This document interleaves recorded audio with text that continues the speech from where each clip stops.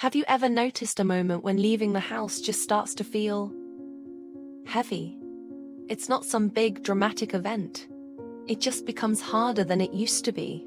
You find yourself saying you'll go out later, or tomorrow, or maybe next week, but that moment keeps getting pushed further and further away. To everyone else, it might look like you're just being lazy or choosing comfort.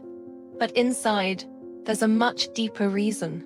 When someone experiences prolonged stress, intense pressure, or emotional overload, their nervous system begins to prioritize safety over everything else. And for many, safety means staying inside. At home, things are predictable. There are fewer surprises, fewer interactions, less noise, and no pressure to perform or explain yourself. Going outside requires constant regulation, and that regulation costs energy.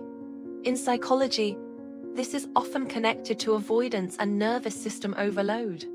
It's not that the world has suddenly become a dangerous place, but that your system simply doesn't have the resources left to process it all.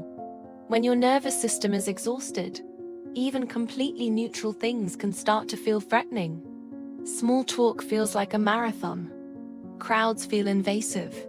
Simple errands feel like huge obligations you just can't handle. So your system adapts. It doesn't push forward, and it doesn't completely shut down.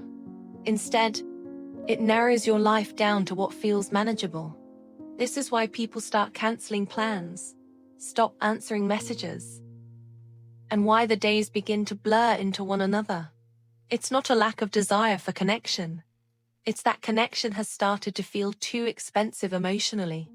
There's another layer to this. When you're constantly overwhelmed, your brain starts to associate movement with risk. Going out means stimulation. Stimulation requires processing, and processing takes effort. When you're already depleted, that effort feels unsafe. So, staying inside becomes a form of self-regulation, even if it slowly leads to isolation. This is why just forcing yourself to go out rarely works. The problem isn't about willpower. It's about capacity. You can't rebuild that capacity by shaming yourself. You rebuild it by restoring a sense of safety. It's not about yelling at yourself to go outside and fix your life. It's about small, controlled exposures. It's about giving yourself choices instead of applying pressure, and permission instead of harsh discipline. Sometimes, the very first step isn't leaving the house at all. It's taking the time to understand why your system doesn't want to.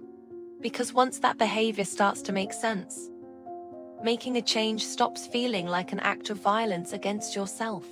It starts to feel possible. If this resonates with you, please know you're not alone. Seeking support from a mental health professional can provide you with tools and understanding to navigate these feelings. Thank you for listening.